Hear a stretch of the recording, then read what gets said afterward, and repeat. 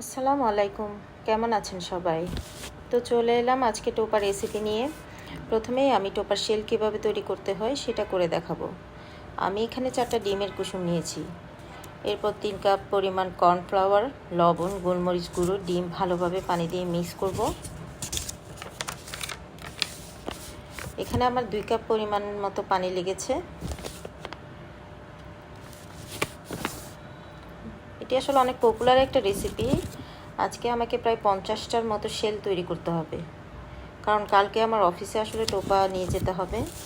অফিসের অনেকে অনেক দিন ধরে বায়না করছিল, রিকোয়েস্ট করছিল যে আমি যেন টোপা বানিয়ে নিয়ে যাই।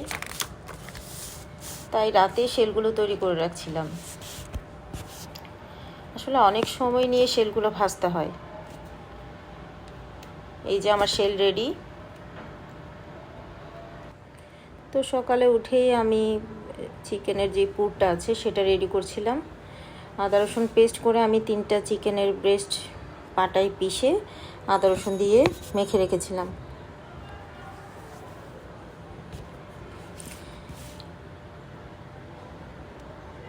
এভাবে চিকেনের সাথে আদা রসুন লবণ এগুলো ভালোভাবে মিক্স করে নিচ্ছিলাম।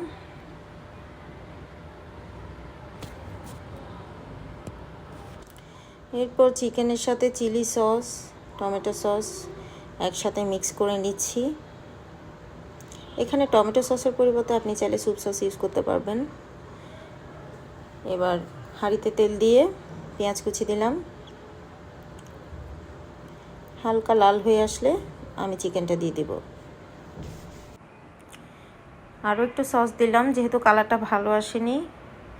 এবার কর্নফ্লাওয়ার দিয়ে 10 থেকে 15 মিনিট রান্না করব।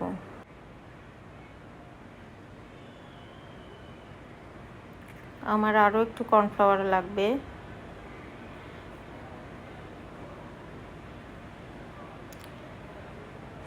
দেখেন পুরো পাতিল থেকে পুরটা সরে আসছে, তার মানে আমার পুরটা রেডি।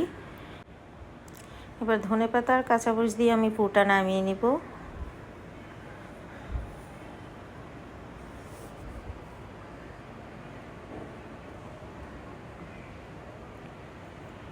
এই হচ্ছে আমার টোপার লুক। তো আজকে এই পর্যন্ত, সবাই ভালো থাকবেন। আল্লাহ হাফেজ।